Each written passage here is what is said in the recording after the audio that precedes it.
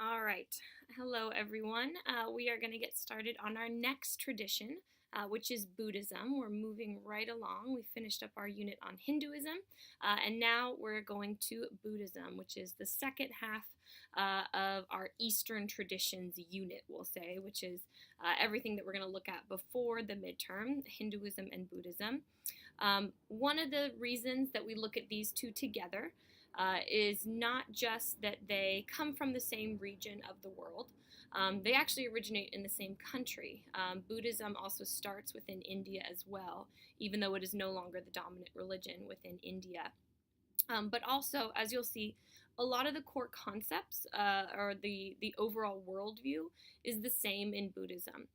So you're going to be introduced to, or not introduced, but you're going to hear a lot of the same terms, a lot of the same ideas that you did here in Hinduism. The concepts of samsara and karma and things like that are going to continue over in Buddhism. So you'll see a lot of the same issues and same worldview, same concepts coming up in this unit as well. I also think Buddhism, it tends to be a tradition that a lot of my students are interested in learning about. It's one that they tell me that they're excited to learn about because it has become very popular in the West. So Buddhism is spreading quickly in Western culture, but I think it's important to learn more about Buddhism because a lot of times Buddhism is sort of imported sort of superficially, and a lot of times people don't know that many details or that much in depth about Buddhism. And another thing to note here is we have, of course, our quote again. So the quote that I have down here for you guys is "Be a lamp unto yourselves," and this is going to be the way that we learn that Buddhism has some unique features. It's kind of the outlier in terms of the other religious traditions that we study. It has some differences between it. And this quote is our clue into that. So this quote actually comes from the Buddha, a man named Siddhartha Gautama. It was one of the last things that he said to his disciples, to his students, before he died. He told them to be a lamp unto yourselves. So what he meant by this, right, was that he didn't want his followers, his students, his disciples to follow him, right? He didn't want them to worship him after he died or even to rely on him and to rely on his teachings. Buddhism, especially the form of Buddhism that we will be studying, Theravadan Buddhism, is very much a self-help religious tradition.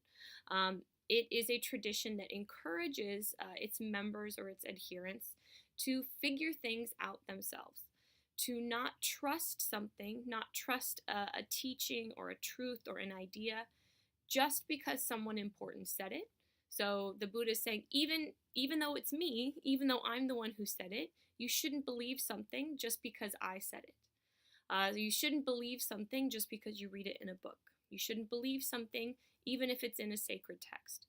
You need to take those ideas, those teachings, those concepts, and test them out in your own life and see if they're true. So, be a lamp unto yourselves is the Buddha's way of telling his disciples, right? Don't follow anyone else. Don't follow, or don't rely on the authority or the teachings of others. Test out these truths for yourself. Incorporate them into your own life to find out if you think they are true. Because it is very much a tradition where you have to implement these things. There's no other source of help in the world. There's no divine source of help. There's no way that someone else can do the hard work of overcoming suffering for you. And as we'll see, that's the main goal in Buddhism, is to overcome suffering. So that's a little bit of our introduction to Buddhism, that you're going to see a lot of the same ideas from Hinduism. And in a way, really, Buddhism, you could say, is a reform movement of Hinduism. The Buddha himself was raised Hindu. He's from the Kshatriya caste, raised in Hindu India. And he agreed with many of the core concepts of Hinduism. He agreed with the goal of Hinduism in some ways, but thought that Hinduism wasn't providing an efficient an effective path to achieve it. So he reinterpreted some of the teachings of Hinduism in order to achieve what he achieved, which is enlightenment. Okay, so next we're going to move on to our historical overview and talk a little bit about some of the major historical phases or stages in Buddhism.